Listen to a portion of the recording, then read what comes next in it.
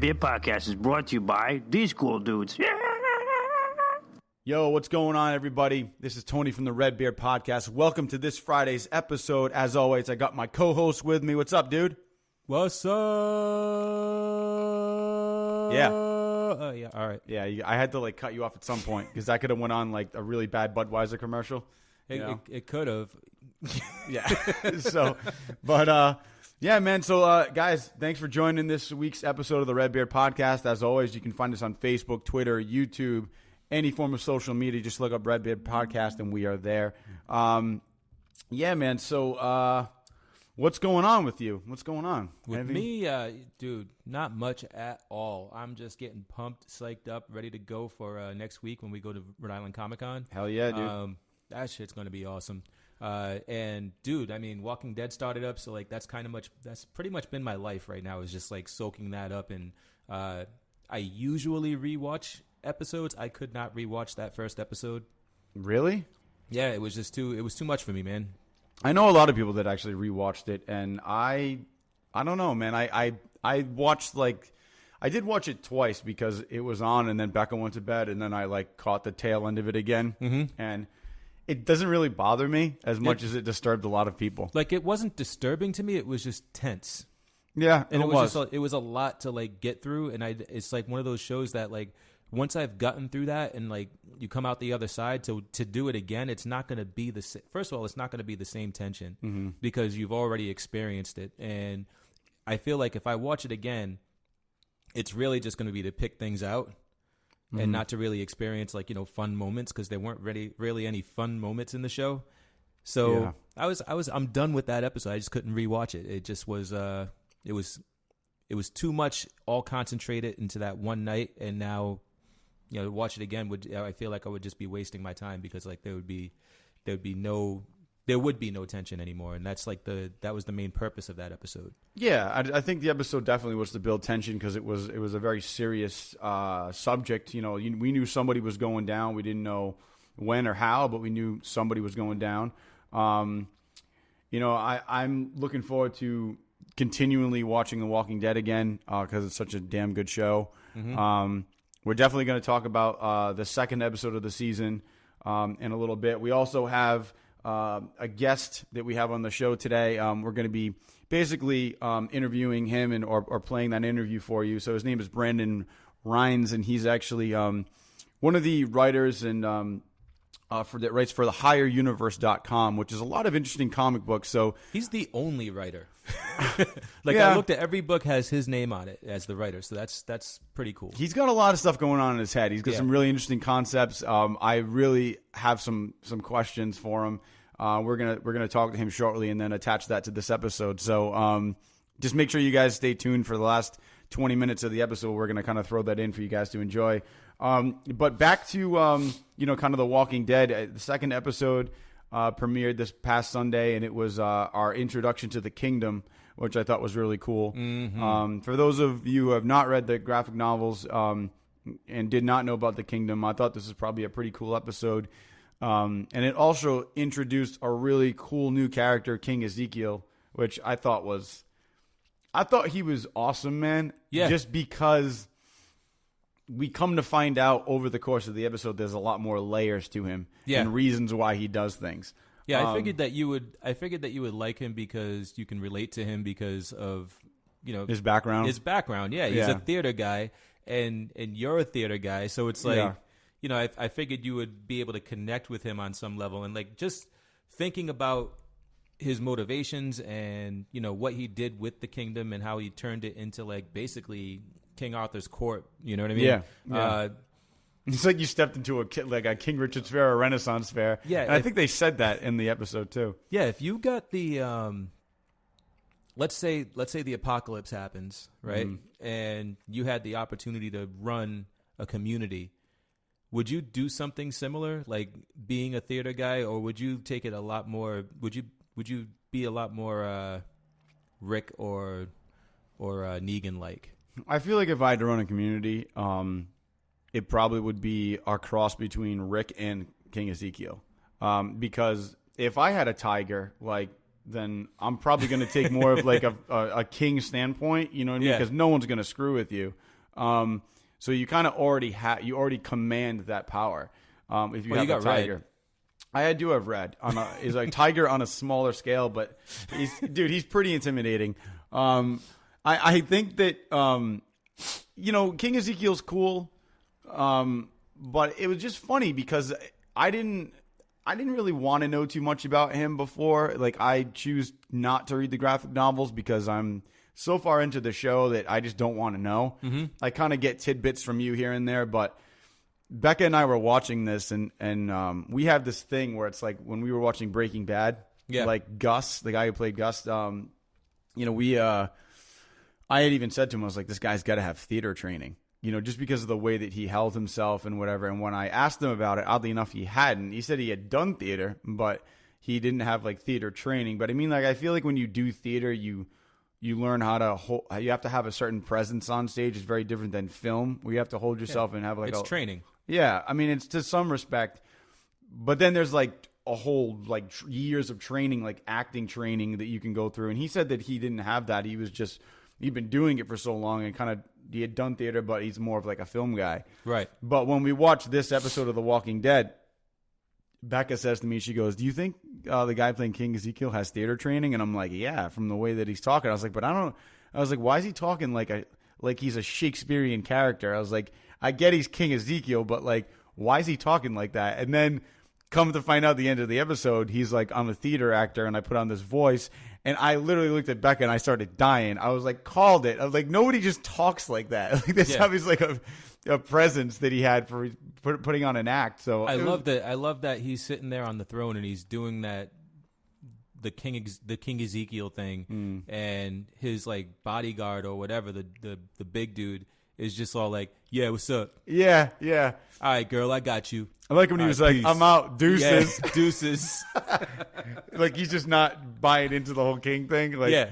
But I think my favorite moment in the episode is where he does kind of have that one-on-one conversation with Carol. Mm-hmm. And I really like the part where he sits down, he's like,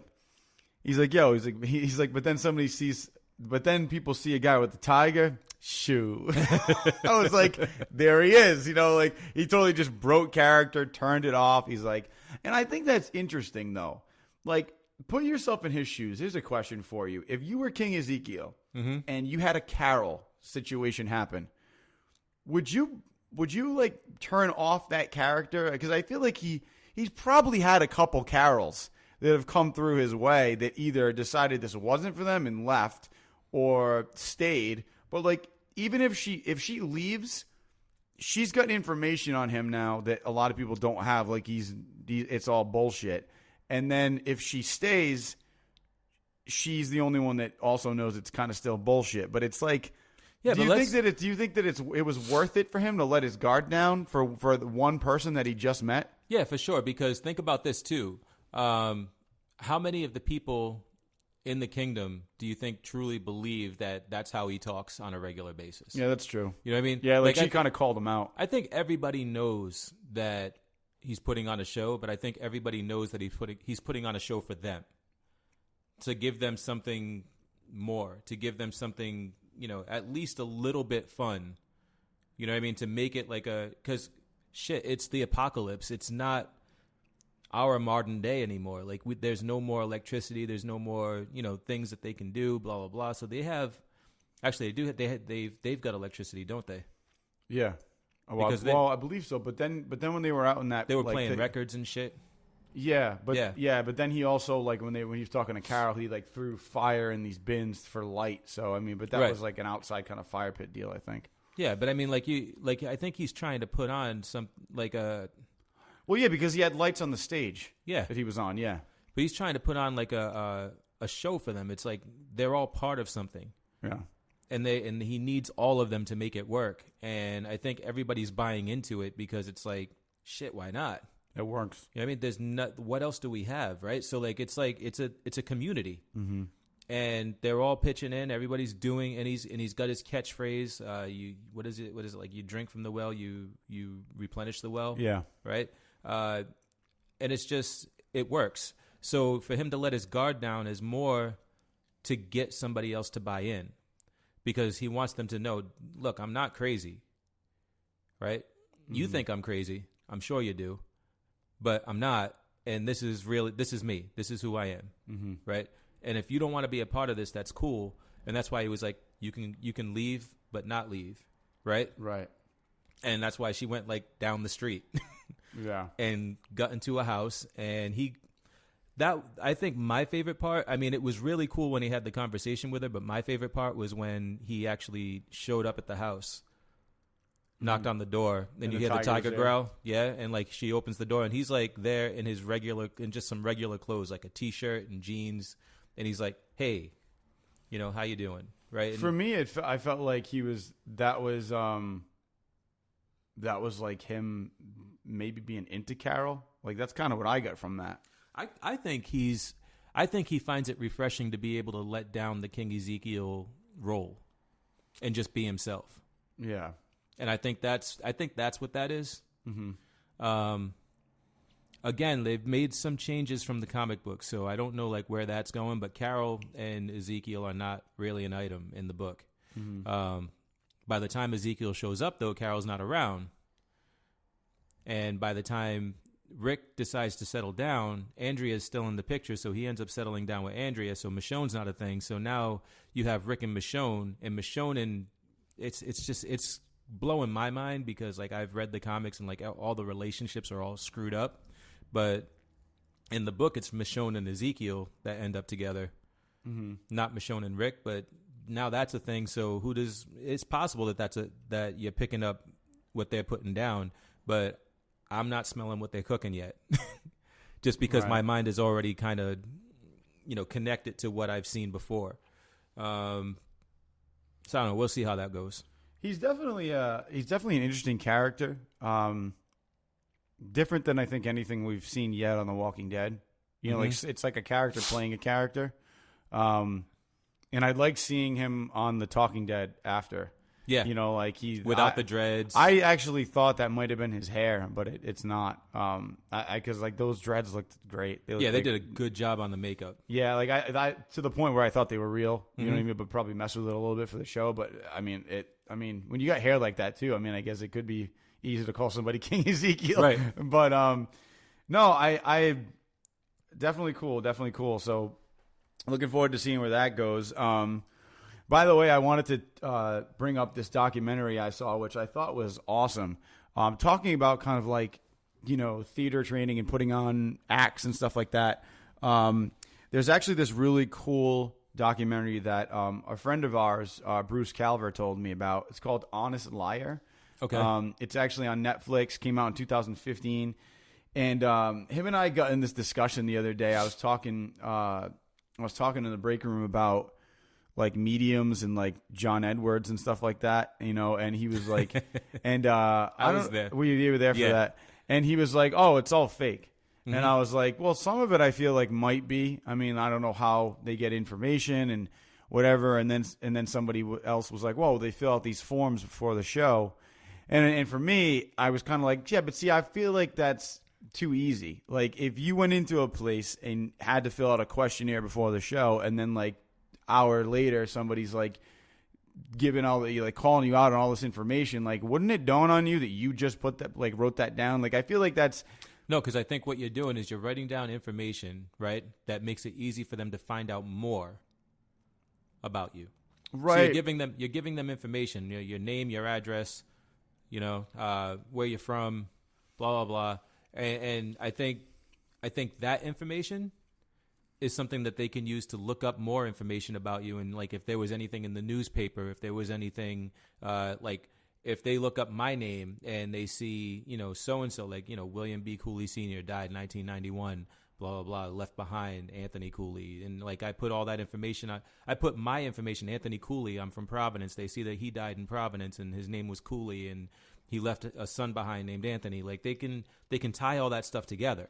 No, I get that. But I think those are the people that they pick out because it's easy for them to find something. But and maybe those people are more vulnerable. But I just feel like if I wrote down some stuff and then somebody called me out on something, like they would have to call me out on something that is impossible for them to know that I've never shared with anybody. Like, if you can do something like that, then I'm impressed, and I can't explain it. Like, you know, and this is kind of what this documentary was about. It was about all these people that have, over the past like years. There's this guy, his full name, let's see, because I just looked it up. Well, basically, he's called the Amazing Randy. But I forgot his full name off the top of my head. I'll look it up right now. But he goes by the Amazing Randy. He's an older magician, probably one of the most famous magicians. And he actually he prides himself on being a magician and knows that magicians are basically, their whole goal is to be deceptive, right? It's to make you believe something is happening when it's really not. Right. But his name's James Randi. He actually has spent the last half of his life dedicating himself to calling out people that are using magic or deception and trickery as a form of trying to make money off of it, knowing that it's not real. And it was really interesting how like they interviewed these different magicians, and they were like, if you're a magician, you like, if I'm doing a magic trick and I'm a magician and I'm talking to you, you are aware that I am doing something that is an illusion. It is a trick. It's trickery. That's basically what it is. Sleight of hand, whatever, an illusion. It's not real, and you're aware of that. Right. But then there's other people that will tell you that this is real, and they try to use the trick or that sleight of hand to make you think that it's real when it's really not. You know what I mean? To make money, or like use move things with their mind when it's actually a magic trick, but they make you think that they can actually control shit with your mind. Like, if somebody moves something with their mind and they're a magician, it'll be like, oh, well, there's a trick behind it. Right. But these people say that, no, it's actually a power. And, like, they'll make people believe. And this whole documentary was about, like, there's a guy, I forgot his full name, but his last name was Popoff, and he was, he would actually go around and claim that he was actually talking to God. Right. And, like, you know, he'd be like, oh, this person over here in this crowd was diagnosed with, you got a lump in your chest, come up here. And he's like, oh, Jesus. And he puts his hand and, like, they fall to the ground and they start shaking and bullshit. And then, like, he says that he's like, you know, Jesus has cleansed you and blah, blah, blah. And then at the end of the show, he's like, you know, however much you put in is how much you get back tenfold. So people are throwing in like 10s and 20s into a bucket, you know, thinking it's going to get something back. But he was going around for like years doing this stuff, making a ton of money. Right. And the Amazing Randy hired a professional investigator who like hung out like near the show and said, I want you to try to see if you can pick up a radio frequency. And because they saw like on like one of the guys they had do undercover work was like working as like an assistant backstage. And when he got close to him, saw that he was wearing something like a hearing aid. And Amazing Randy brought up a good point. He's like, if you're the type of guy that's like having Jesus like heal the deaf, he's like, wouldn't you not need a hearing aid? And so he basically has them pick up a frequency, and you can hear, which turned out to be his wife, feeding him information that these people had written down, like so and so lives at this address. Right. You know, so he would call their name and then be like, do you live at this address? And they're like, holy shit, I don't remember writing that. You know, and then they would come up and he would be able to also like find out like what ailment they might be struggling with, and like he'd do some stupid shit and shake their heads and push them down and whatever, and like they're all so hopped up on adrenaline that like they believe this stuff is happening. And he would make all this money, but basically he went on the Johnny Carson show and basically called him out. And he's like, here's the frequency that we recorded during one of his shows. This is what's going on. And you can literally hear her feeding him information and him repeating it like word for word. Right. And these people are falling for it. And after he was on that show, like it was like 6 months later, like that guy declared bankruptcy. So it's like, but it's interesting, you know, and he goes through all these different magicians over the years or illusionists or people that claim they have powers, and has been like just calling them all out. Right. Like he had a guy on Johnny Carson that said he could move stuff with his mind, and he told Carson, he's like, yeah, have him come on. He's like, but this is how the trick's done. He's like, make sure that you use rubber cement to cement the things down to the bottom of this plate. And I guess what the guy does is he moves and kind of like taps the plate by accident, but you can see which one has the water in it. So, but when they cemented them down, he couldn't get any of them to move. So he's trying to do this trick and it's not working out. And like, it's getting super awkward. And then he's like, oh, I don't know. I'm just not feeling it right now. Like I'm just not feeling the energy. Like that bullshit. Yeah. And it's like really. So if you're interested in that stuff and you like to see like the behind the scenes, and he does call out some pretty big people. Take a look at this documentary, guys. It's on Netflix. I mean, if you have it, obviously it's free. It's called Honest Liar. It's excellent, worth checking out. I'll definitely check that out. I mean, think about this too. Like you said, like people, if they know things that you never did or said to anybody, like think about this too. Think about like how much like credit or credence they get to actually sell you that lie when they start off with like, hey, is there a Tony in here? Mm-hmm. Oh, Tony, you're from what, Rhode Island, Massachusetts, around that New England area, right? Yeah, maybe. Right.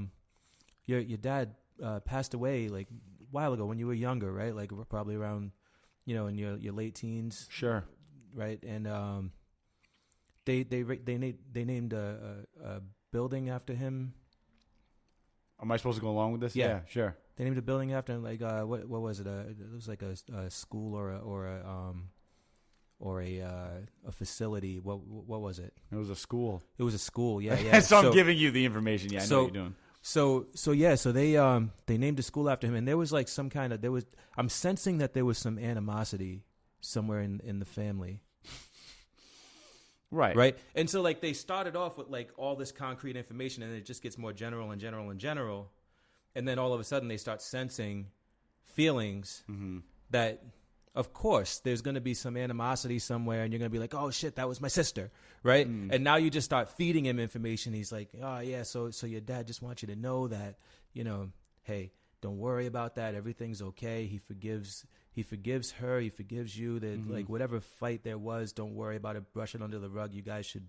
And like, I guess at the end of the day, I guess they're doing like good work with like these lies, but I also feel like they're preying on people's, vulnerability. Yeah, just to, and if they're not making money off it, then I give them props, because like it's like cool. Like I mean, like you're giving people some closure. You're giving people some cause to move on. Right, but if they're making money off that shit, that's what gets me. And it's like, yeah. That's what that guy said. He's like, there was a really cool quote.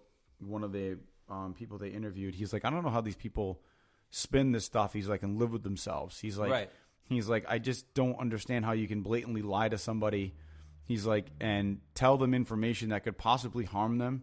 He's like, and be okay with it because you're making money off of it. He goes, I don't understand how you can, like, with a conscience, he's like, live with yourself. And it's interesting to think that. And some people, they don't care. They just don't care.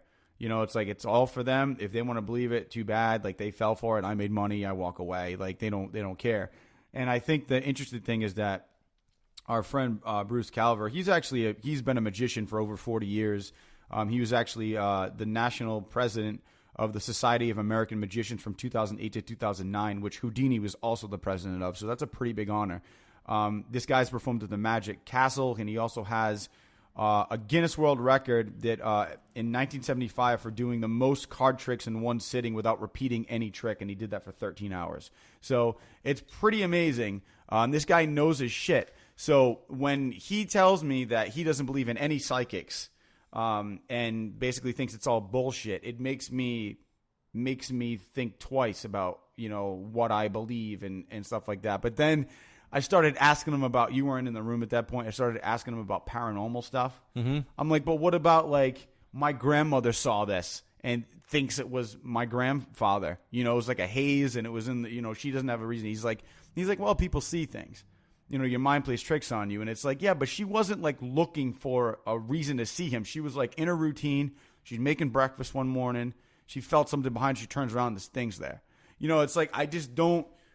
There's things like that I question. Like, you want to do like mind tricks and that, like John Edwards, like, psychic shit. Like, I always question that stuff. I don't think it's real. Like, some of that I don't.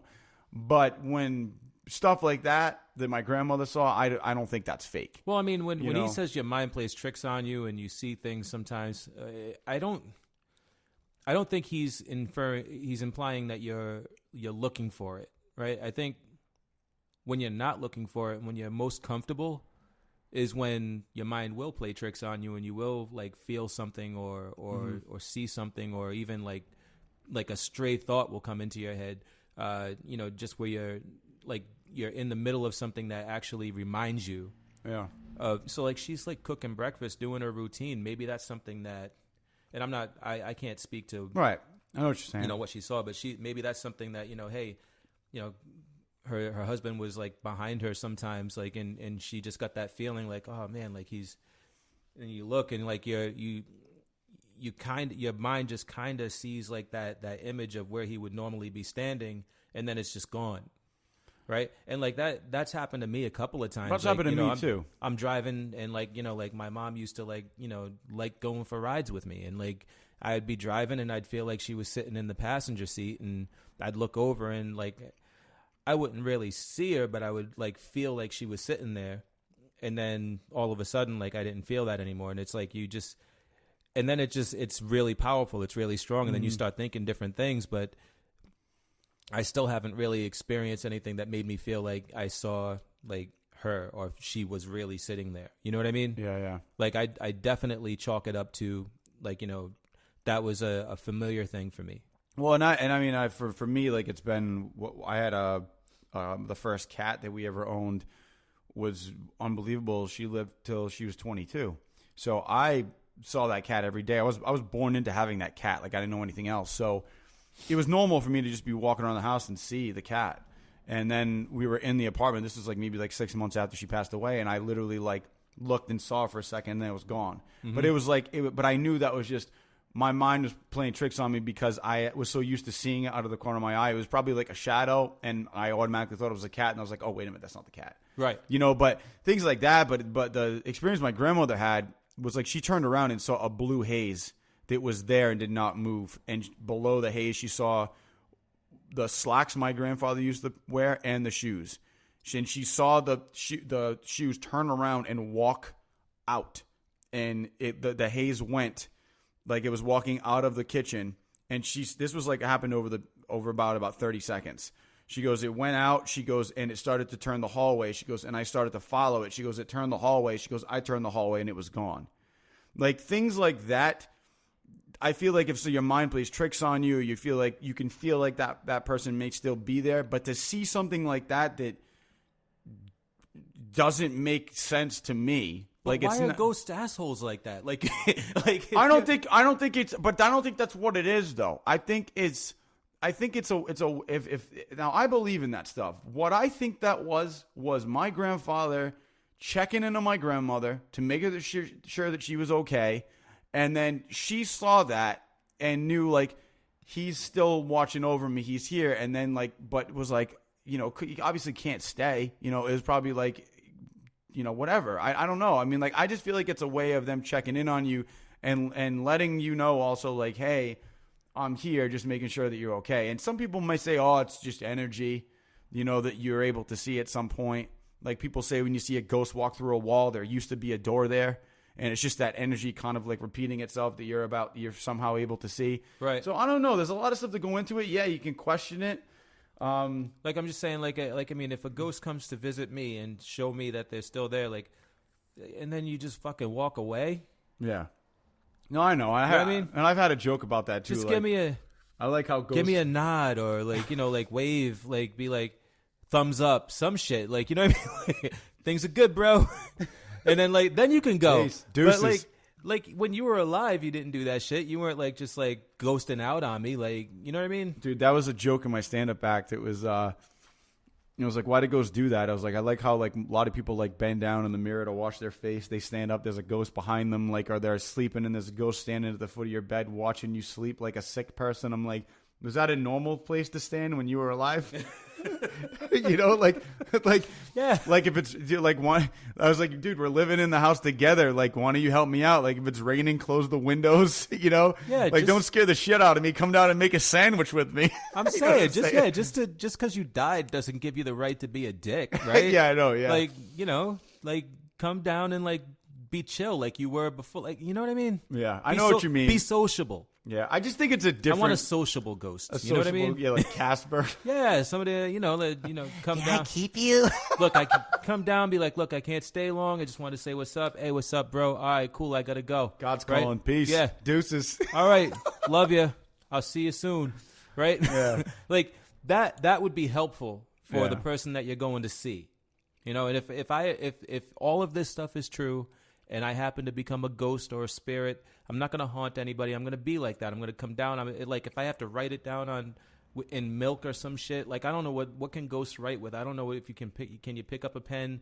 Like, does it have? I mean, don't know. Even if it's like spooky and I have to write it in blood on the wall, I'd just be like, yo, chill. It's all good. It's all good. This is blood I'm writing with. I know this is all I can use. Love you. I'm okay. I'm okay, but it's your blood. Go to the hospital. So anyway, yeah, I don't know. So it's back to the original thing. I mean, it's a documentary called Honest Liar. Check it out. It's worth the watch. I will. It's like an hour and a half, but it's great. So shout out to Bruce Kalver, man. Thanks for telling me about that. It was great. Word. Worth a watch. And what about Rhode Island Comic Con, man? Yeah, man. What All are you right, looking Comic forward Con. to the most? Well, we got press passes. We're media, so I'm just looking to get some cool interviews, man. I really want to actually. I think it's going to be next to impossible to actually get an interview or ask questions with Jeffrey D. Morgan because he's just so popular right now. I just feel like that's not going to be a thing. But some people that I do want to talk to, I'd love to, talk to Christian Slater for a little bit. A big actor from the 80s. I've always been a big fan of his work. I'm glad that he's kind of had a resurgence in his career with Mr. Robot. So I'm excited to kind of talk to him. There's just a lot of great people coming this year. And and that was one of the guys that kind of stuck out to me. I never would have expected to see Christian Slater coming to Rhode Island Comic Con. And I feel like I have the weirdest people that I want to talk to. Like Christian Slater. Like, why would you pick him out of all the people that are coming? But they have Wonder Woman's coming. Who's some other really big people? Obviously, Stan Lee's coming. I'm looking forward to meeting him. I'm still on the fence of dropping $100 to meet him. It's like, but he's the father of Marvel, and it's the last appearance that he's doing. So if I don't meet him this time, I'm not going to meet him. So, and you said you met him and it was worth it. So it was so worth it. Yeah. The dude from Game of Thrones, The Mountain's going to be there. Yeah, he's going to be there. I'd love to just stand next to him and see how crazy he looks. Yeah, no, we have to stand next to him. That's it. And make me feel like I need him to pronounce his name on a recording. On a recording? Yeah, so I can learn it. I want to have him do like a drop. This is RedBeard Podcast. I want to hear that so bad. I feel like if he did that, I could learn a whole. If I can learn how to say his name, I think I can learn a whole language. If you could say his name right. Yeah. All right. I know I can say his last name though. The rest of it, the hell is that? You got nothing? Yeah, I got nothing. I think Bjornsson, right? Bjornsson. Yep. Would be how you say that. Bjornsson. That guy they don't call him the Mountain for nothing. I mean, obviously that's how he gets his name, but you guys want to see some cool shit. Go on YouTube and look up this guy. Look up the Mountain, Game of Thrones, lifts log. Like, he broke a 1,000-year-old Viking record, like urban record. It's supposed to be a myth, basically, but he broke this record. That this Viking lifted 1,000-pound log on his shoulders and took 3 steps, and he broke the record. Put a 1,000-pound log on his shoulder and actually took 5 steps. So it's a pretty cool video to watch. I mean, the thing, look, he's struggling with it. I mean, because it's heavy. It's 1,000 pounds, but I mean, it's pretty awesome that you could say that you did that. There's a lot of the cast from Sons of Anarchy is going to be there. Yep. Alice Cooper's coming. Millie Bobby Brown, who played 11 in Stranger Things, is coming. She's going to be tough to get to, I think. Yeah, probably. Jesus, I mean, there's just so many people. Ming Chen's going to be there, bro. Ming Chen, yeah, we interviewed him at Walker Stalker 2 years ago. He was super cool. Oh, Mike Zapchik is going to be there too. Hell yeah. There's a lot of, like I said, there really is a lot of good guests this year. Like, I think Rhode Island Comic Con, dude, and I'm not talking about like the size of it. I mean, I'm talking about the guests. I think it's better than New York Comic Con this year. Like, just guests alone. You know, they have a lot more guests that I feel like. I thought the New York Comic Con was going to have like bigger guests, but Rhode Island Comic Con is killing it this year with guests. New York Comic Con has more comic book based guests. So for me, I think the guest list for New York Comic Con was better for me because I'm a comic guy, a comic book guy. A lot of the folks that are going to Rhode Island Comic Con this year, I know them, so it's a fantastic guest list. But I'm more into the comic stuff and less into the movie and TV show stuff. Mm-hmm. But dude, man, there's so many childhood stars that I see in here. And Ian Ziering is going to be there. Yep. Josh McDermott, Napoleon Diamond, or John Heater is going to be there. Gil Gerard's going to be there. Buck Rogers. Yep. Michael Cudlitz, he's going to be there. Oh yeah, yep. Which is cool. I think I want to get a picture with him, and obviously Robin Lord Taylor, going to try to talk to him. Dude, Theo Rossi's going to be there. Yep. He was awesome in Luke Cage. He was. He was great. So, and Shannon Elizabeth's going to be there, the really hot girl from American Pie. I'm really interested to see what she looks like now. But probably still really hot. Probably still like ultra hot. Yeah, dude. Mina Suvari is going to be there, also from American Pie, which I think is interesting. Mm-hmm. But yeah, the guest list. Tara Reid's going to be there. Tara Reid. They also have the pink Power Ranger. Tommy Power Ranger is going to be there. Tammy Stronach from the Neverending Story. Yep. We also have Dennis Haskins, who is obviously Saved by the Bell, the new class. But yeah, man, I mean, they have some great guests. It's definitely just looking like it's going to be a great time. I'm really looking forward to it. I think, and just the fact that we're going to be going for 3 days. We're really going to be able to get a lot of footage, get some good media stuff, and be able so we can share that stuff with you guys. It's just going to be an awesome weekend, man. I'm so psyched about next week. But dude, they're expecting 80,000 people to come into Rhode Island for this Comic-Con. That's a lot. That's a lot of people. That's more than last year. But from what I'm hearing is that they've gone to the extra lengths to make this a lot more organized than even last year. Because 2 years ago it was a disaster. So this year I think they're going to be a lot more organized, and it's just going to be great, man. Anybody that you're looking to meet, because I know that's not your thing, but are you going to meet anybody? Napoleon Dynamite. Yeah? Really? Like you want to meet? That's the weird. I would have never expected that. Yeah, Napoleon Dynamite and the new guy. Really? Okay. Yeah. DJ Qualls. Oh, I love DJ Qualls, man. Yeah. He was in the new Road Trip. Yeah. Yeah, he was in Road Trip too, yeah. Yeah, he's on that new, well, it's not really new anymore, but that show Z Nation. Yeah. Which is like a real corny version of Walking Dead. Yeah. It's fun. It's fun. I'm not going to say it's fucking awesome, but it's fun. Yeah. And I start watching it, and I'm saying to myself, this is complete shit, but I cannot take my eyes off it, and I keep watching it. And it's one of those shows that I binge. Mm-hmm. In spurts. Like I'll watch like 6 or 7 episodes in a row because I just can't fucking stop watching. And then when I'm done, I have no desire to go back to it. Gotcha. But then when I start watching it again, I'll watch another 7 episodes. It's like it's the weirdest thing. Like I don't know if you've ever had a show like that. I have. I can't remember off the top of my head, but I have. Yeah, it's like it's the weirdest thing because like it's nothing that I really want to watch, but it's like when I have nothing else to do, Z Nation it is. Yeah. Oh, there's another one. What's it called? No, I'll get back to you on it. We'll talk about it next week. That'll probably be a weekly thing for me. I'll talk about shows that you should watch but not watch. Yeah, and by the way, I'm gonna stop you right before you ask me. No, I have not watched the movies that you recommended, but have you checked out any of the heist movies yet that I recommended? No. All right. Well, we both got to get on that. Cause, yes, we do. Because you need to know what a good heist movie is. Anyway, Ant-Man, bro. Yes, that's kind of. It's not though. Like it is, but it's a superhero heist movie. I'm talking about like old school heist movies, like whatever. Anybody out there who's seen like the Ocean's movies or like The Score knows what I mean. But anyway, guys, so we're coming to the part of the podcast that we are going to have our interview with Brandon Rhines on. So please stay tuned for that, and enjoy the interview.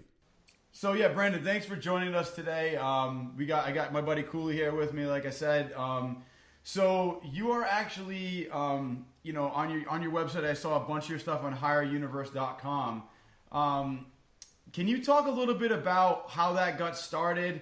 Yeah, actually, Adam Storschuk, who's the kind of the other half of Higher Universe, we met quite a few years ago. It was actually his birthday. We met through a mutual friend, and this friend of mine was like, hey, you want to go meet my buddy Adam? It's his birthday. He's into comic books too.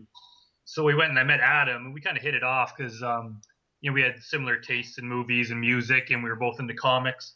Adam's not a writer, but he's an artist, and I'm not an artist, but I'm a writer. So we kind of started hanging out, and we were like, we should make comic books. Like you draw, I write. It would be the perfect match. So Adam had drawings of a bunch of characters that he came up with, which would later turn into our series Misfits. Right. So I started kind of putting it together into a story, and I wrote a few scripts. But nothing really came of it. We basically just talked about it for like a good 6 years or so, and we never really had the ambition to actually go for it. And it wasn't until around 2011 that we were like, let's do this for real. Like let's figure out how to make a comic book and actually do this. So we started putting money into it, and we started hiring other artists to do our work. I would write the scripts, and Adam would kind of do the concept drawings. And it took us a year to do our first comic book. We kind of started doing Misfits and Stargirl at the same time. It took about a year to get them both done. Stargirl was done first. And then the next thing you know, it's like we had an actual finished printed comic book. And then it's like, let's make another one and another one. And then, 4 or 5 years later, here we are. That's awesome, man. We were kind of looking on the website and really checking it out. And it seems like, Misfits is somewhat of a big success. I mean, like I was looking at some of your, fan photos, like they were holding up, the Misfit comic books, and like they're really into it. And I really like the concept about, kind of these superheroes that I really like the description, like they hang out in the bar more than actually fighting crime, which I thought was kind of a funny concept. So how did you come up with Misfits? Like how did that idea come about? Well, they were basically like just kind of like a bunch of random drawings that Adam had in his notebook. He had names for them and stuff, and he had kind of like their superpowers, and he kind of had like a rough idea, but he'd never really put it into a story. That's kind of more my area. So I kind of started, like, well, what about this? What about that? And we kind of just started creating this little world. And then we started having other characters like, well, Demon Man, maybe he could be he used to be one of the Misfits, but he quit, because he wanted to live a normal life, even though he's a 7 foot tall demon with horns, but he wants to be a regular guy, and then, then he has this kind of weird zombie neighbor named Elvis the Zombie, and, we'll put him in there. And maybe Demon Man's landlord could be Stan, it's like Satan without the A. So he's Stan. So basically has like the landlord from hell. And so next thing you know, we have this little story going on. And I was quite shocked too, because when the first issue was done, I remember we got it, we ordered like 100 copies and like printed, we got them in the mail. And it was so cool to finally hold it in my hands. But then when I read it, I was like, oh man, like it was kind of our first one. It didn't turn out the way I wanted it. And I was like, man, like I even wanted to redo the whole thing. And Adam's like, no, he's like, we can't redo it. It took us a year. We can't redo it. We'll have to live with it. So we just started, sending it out and getting people to read it. And next thing you know, I would just like Google it on Google, and people that I never met were like responding well to it, and they like loved it, and they loved all the exact things that we were trying to do. Okay. Like I thought we were way off the mark on it, but apparently we hit the nail on the head, and everyone just seemed to kind of like what we were going for. As far as Misfits go, I mean, is that your number one like the most popular one, or do you find that there are other comics that you guys have created that have maybe like a better response? Is Misfits kind of like the big one? I consider Misfits our main title, because like we're at number 5 now. We're just going to start on number 6 soon, so we're kind of like that's the one we have the most issues of. It's kind of hard to tell because like I think Balloon, like the boy with a balloon for a head, right, is a bigger seller, but it hasn't been out as long, so we haven't like sold as many overall. But it's selling kind of faster, and I think Ghoul Squad might be a little bit more popular. But I mean, each series kind of caters to a completely different audience. Like a lot of people that like Misfits, they don't like some of the other stuff because it's just a completely different thing. Gotcha. So it's kind of hard to compare them all. They each have their own following, which is good. But I like just having like a sci-fi one, a comedy one, kind of some really violent ones, and then some kind of more like stoner related ones. I kind of just like having like a variety of titles. Yeah, the boy with the balloon for a head, or Balloon Boy as he seems to be referenced to, that guy, that book looks like it's hilarious, man. Like, just based on the description, the family moves to a new town and the kid's having trouble because he's different, with quotation marks. Yeah, he's pretty friggin' different. So, and just out of curiosity, there are eyes and a line for a mouth. Is that something that's animated? Like, does he have expression, or is that just marker on a balloon?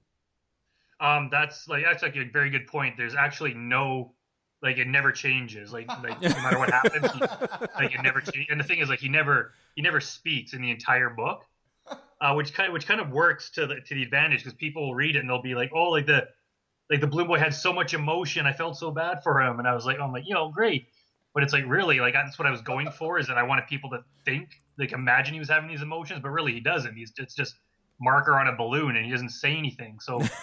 But at the same time, like, you can almost like feel his pain and all this stuff.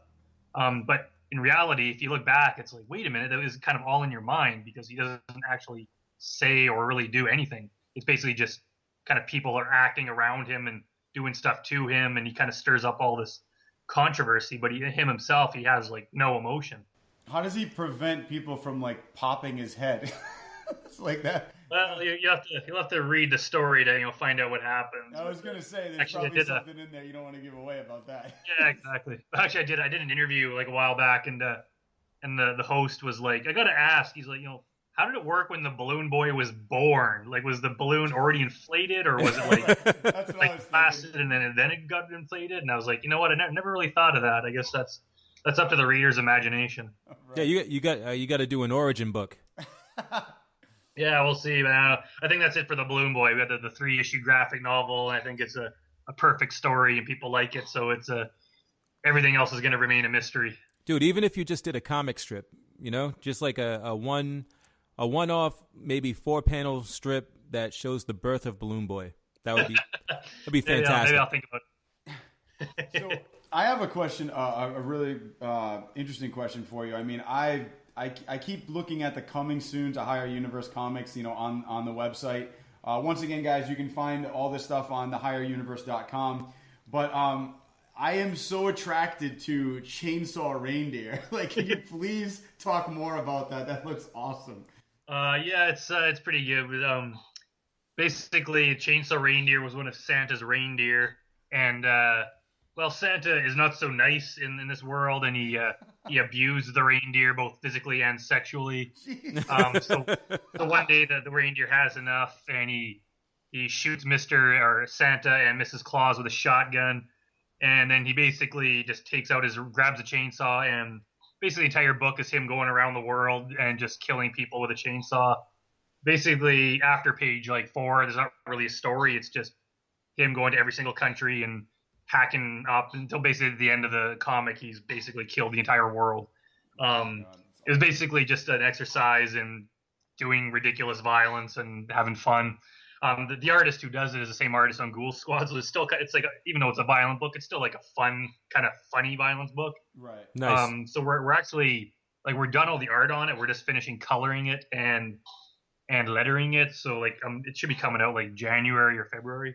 That's awesome. I mean, I like the kind of I'm a twisted kind of humor type of guy. So I mean, anything that's kind of twisted like that, I'd probably find hilarious. So that's why I was kind of attracted to it. The cover alone just kind of made me laugh. But I'm definitely interested. I'll probably be checking that out. Did you you mentioned kind of earlier, with us when we were kind of going back and forth on Twitter that you had kind of written some screenplays. And you kind of moved a little bit into film. Can you talk about that transition and kind of how that happened? Because you're starting off in comic books, but how did that film transition happen? Well, I've always kind of written scripts for ever since I was a teenager. So kind of my I was kind of doing screenplays first. I never really I made some really bad short films with friends, just for fun. I never really took it seriously though, and I kind of for years just kind of forgot about it. But it wasn't until after I started doing the comics and getting a bit of success that I was like, wait a minute, like I used to do screenplays. I should start doing that again. My just all the writing I did for the comics, I'd become a better writer. So I wrote a short horror film, like 5 pages, called Granny. And I put it on the internet, and then some young up-and-coming director in Denver called me up, and he's like, yeah, I love it. I want to make it. And I was like, all right, cool. So then I started writing more shorts, and then next thing you know, like everyone wanted to make them, and I made a couple myself. And then like a year and a half later, I have like 17 short films made and like all over the world. And then I started writing like full-length like feature movies, and then next thing you know, I have people like paying me for them, and some of them are getting produced, and then people are like hiring me to write screenplays, and all of a sudden it's becoming crazy. I mean, we got stuff going on in LA, and it's kind of just gone way further than I ever thought I could, and it's kind of been crazy. But basically, I owe it all to doing the comics and kind of getting some success there. Because now whenever I pitch a screenplay to a producer, I tell them about the comics, so I know they check out the website, and it kind of looks like I'm I got so much stuff going on, and I'm a really creative guy. So I think that kind of helps me get the foot in the door, that I'm like a person to be taken seriously. No, definitely. No, I mean, the website, I really like the way the website's set up. It's pretty easy to navigate. I mean, like, again, everybody's listening, guys, check out thehigheruniverse.com. There's some really great stuff on there. You can also order Misfits if you like, and he's got his up-and-coming stuff posted as well. So, yeah, I mean, the website definitely, I can see how that would help kind of give producers or anybody who's looking to make those movies a little bit. It just gives you more credibility, definitely. What's your process like because you have so much stuff going on. You have the comics going on. You're trying to write for those. You have the screenplay. I guess what does like a day in the life of Brandon look like? When you have all this stuff going on, how do you separate that? Well, it's a bit easier now, because up until about a year ago, I had like a full-time day job that I was working at, and so I would do all this on the evenings and weekends, and basically my just an incredible amount of work. But the economy here in my neck of the woods in Canada kind of took a turn for the worse, and I got laid off. And at first I was like, oh man, like I'm screwed.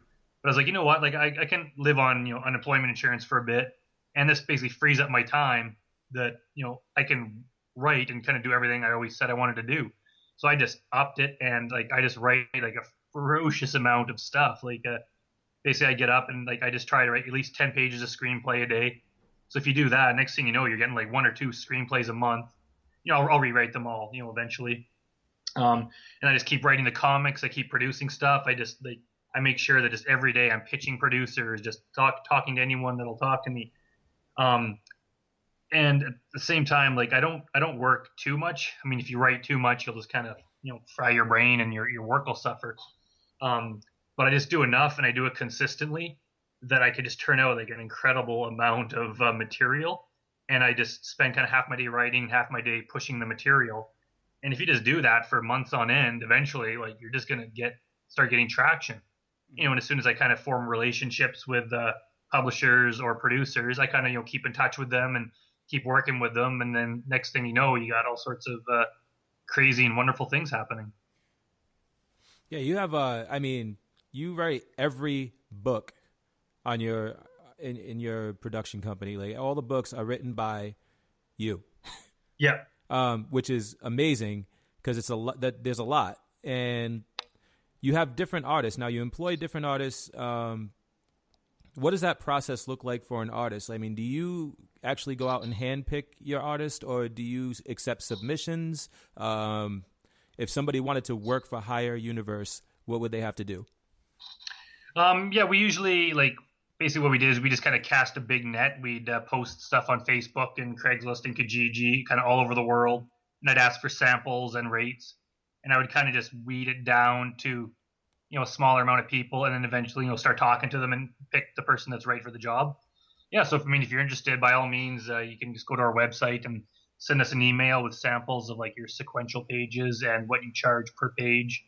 We are a very small publisher, so we can't pay huge rates, but we pay every single person that works for us. So if you're, by all means, we're always looking for people. Now that we have like a solid core of artists, it's a bit harder to get in because I have a team of good people. So whenever we launch a new title, I'm just going to go back to the people I already work with because I know they're solid and I know they're good and I know they're reliable. Right. Every time we take on a new artist, it's always a bit of a risk. That makes a ton of sense. One of the comics that you had mentioned, which is You're the Reason Why Mommy Drinks, which that was such a title that like just grabbed me. You know, it really made me laugh by reading that title. How did that title come about? Like, it's a children's book, which is even better. So yeah, it's a quote unquote children's book. You know, it's not really for kids. Yeah. It's kind of like that book Go the F to Sleep that came out a couple years ago. Yeah. It's kind of like in that genre where it's for adults, but it's made like it's basically like an illustrated kids book. You know, kind of like one picture per page, and it rhymes. You know, so it's like that. I don't know. The idea just came to me one day, and I just thought it was amusing. So I've been working on it for like a year, just kind of like very slowly having artists work on it, and we're almost done. Like all the artwork is done. It's all colored. I just need to have my graphic designer kind of put the words I wrote onto the page, and then I have to figure out how to get it printed because I've never actually printed. I wanted to be like a hardcover book, and I've never gone through that process. So I got to figure out how that works and hopefully get it out in time for Christmas. Gotcha. If people want to ever check out your stuff, I guess in person, do you ever do any do you ever travel to any of like the Comic Cons or anything like that? We don't really. It's kind of harder up here. Like there are cons in our city and like nearby cities, but I mean Canada is so spread out that it's not really worth us driving around. I mean we have to drive for like 2 days to hit a big city. So, gotcha. But we have done some like the cons in our city, but we do a lot of in-store appearances in bookstores and comic book stores and like gaming stores. And we kind of have a lot more luck there because they don't charge us anything. So we don't got to pay and we get to keep all the money we make. Gotcha. But we've had a good, like Adam's kind of more the main seller of the comics. And he's had a lot of good luck just carrying the comics around in his bag and just going to bars kind of on payday when people have been drinking and just hitting people up like, hey man, we made comics in Edmonton. You want to buy this for $10? And people are like, yeah, sure, man. And so we just do that. Next thing you know, it's like, hey, we're, kind of making a bit of money at that. And so it's kind of a really novel way of doing it. But it's that kind of got us started in the early days because he'd come home with, a couple $100, just like, hey, we made $200 tonight. Let's order more comics. And then, kept going. And then we started, developing a little bit of a fan base. Definitely. Yeah, that's actually really interesting. Going to the bars, that's like it was like guerrilla marketing. Yeah. So, yeah. Definitely. You guys are you guys in previews or? No, we're not. I've never really looked into that. I guess I could. Is there anything you have coming out besides the stuff that's on the website that you'd want to talk about, or is everything that's kind of upcoming posted already? Also, another thing, we just started an animated series, a really low budget animated series called Stoner Kid. So if you go to YouTube, if you just go to YouTube and look up Stoner Kid, we have the first 2 episodes up. In the new one, Stoner Kid smokes weed with Donald Trump. Or actually, he smokes weed with Donald Trump's hair. So yeah, those I think they're like 5-minute episodes. So you can check those out. Then we got a few other movies, short films I did on there, Mental Case and I'm in Love with a Dead Girl. Yeah, so you can check those out and then yeah, just keep an eye on the website for new comics. Yeah, I did just see that too. The I'm in Love with a Dead Girl, like the cover page for that. That was something that caught my eye too. I think one thing is I want to give props to you on, man, is that for me it's when I'm on your website and I'm looking around, it's the titles of the stuff that you're putting out that is very different. Like I really got to hand it to you on your concepts. Like the ideas that you have are very unique to I think things that are out there right now. I mean, like I'm in Love with a Dead Girl. Like the This is the Reason Why Mommy Drinks, Reindeer, like all those titles are just really like grabbing my attention. They kind of jump out on the page for me, so to speak. Props to you on those titles, man. They definitely are kind of grabbing my eye. I think they do that for a lot of people too. Thank you. I always said, people ask kind of like for advice, like about like what's important thing about screenplays and all that, and it's like people always overlook the title. A lot of people. You write the best story you want, but they just pick a generic title. And I mean, there's so many comics and movies out there. Like you're scrolling through, like you need something that someone's going to be like, hey, I want to watch that. If someone sees I'm in Love with a Dead Girl or you're the reason Mummy drinks, they're probably going to stop and be like, hey, what's that? Like, so you just kind of grab their attention, and the title and the concept itself has to be amusing in its own right. Definitely. I agree with you on that. Like, just the titles are making me want to, grab some of these from you. I definitely can't wait for Chainsaw Reindeer. I've already mentioned that a couple times. The one next to that, Kill Rabbit, looks like a pretty interesting one as well. And I'm in Love with a Dead Girl. I'm also interested in. And I know, Cooley, you said you were. Yeah, Misfits was a big thing for you. Yeah, Misfits looks great, and because I'm a superhero guy, and I really like the idea of the balloon kid. That just fucking tickles me, man.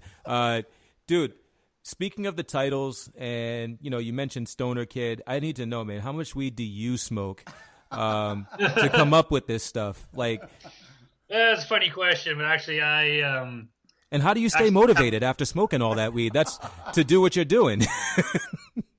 It's actually it's kind of funny. Coming up in 3 days, it'll be 5 years since I sobered up. So I quit smoking, quit drinking, and quit dope all on the same day. And that was when I was like, you know what? Like, I've been a bum for like 10 years. I'm like, let's freaking make comics, and and that's how this whole thing started going. So. I wish I could say I was under the influence of something, but then again, Stoner Kid did come to me, back in the day when I may have been a little cloudy on the brain. But these days I'm straight and sober, and that's how I'm able to, kind of stay motivated. But yeah, some of the stuff originated from a different place. Awesome. Well, congratulations, because that's fantastic. I mean, it's. I mean, people don't really realize, how hard it is to put a lot of that shit behind you. So bravo and congrats on that. Thanks. And man, I'm really like, I'm super into this stuff. I mean, like, is your stuff available in stores, or do I have to order it from the site? We're available in a few stores here in Edmonton where I live. But yeah, it's like we're a very narrow publishing. It's just so hard to make money at, especially here in Canada with like our dollar being lower. It's just we haven't found out a way to make a profit at it. Okay. So basically, yeah, the only way is to buy it through our website. And of course, we're on Comixology and all the major digital platforms too. Yeah, if you want to order print, just contact us through the website and we can get you those. We're on Amazon too. We're slowly putting our stuff on there, so you can order it through Amazon. Awesome. And people can just look up Higher Universe? You betcha. Perfect. Awesome. Well, Brandon, I just wanted to thank you, man, for coming on the RedBeard Podcast. It's been a pleasure talking to you, man. You got a ton of information, and you have a lot of good stuff on your site. So anybody that's listening, obviously check out thehigheruniverse.com, or like you just said, Amazon. You can find all of his material, his upcoming stuff. Check him out. He's got some good stuff. So thanks again, Brandon, for coming on. We appreciate your time, man. Right. Thanks for having me. Absolutely. No worries. Let's keep in touch, buddy. We'll talk soon. You betcha. All right, guys. That was our interview with Brandon Rhines. He's a pretty cool guy. He's got a lot of stuff going on. So we hope you enjoyed that. Guys, keep checking out his website, The Higher Universe. He's got a lot of cool stuff. Misfits is something I would definitely check out. It's one of his most popular comic books. So look into that. But I'm kind of mad at him. Why are you mad at him? He took my idea, except he put his own little twist on it. I was going to write a book called "You're the Reason Why I Drink." I think you could still write that, man. But anyway, guys, it was a romance novel. It was a romance novel. Oh, Jesus. All right. Well, thank you guys for joining us, as always, on our Friday episode. Like I said, check us out, Facebook, Twitter, Instagram, YouTube. We are there, RedBeard Podcast. We'll catch you guys next week. Peace. Later.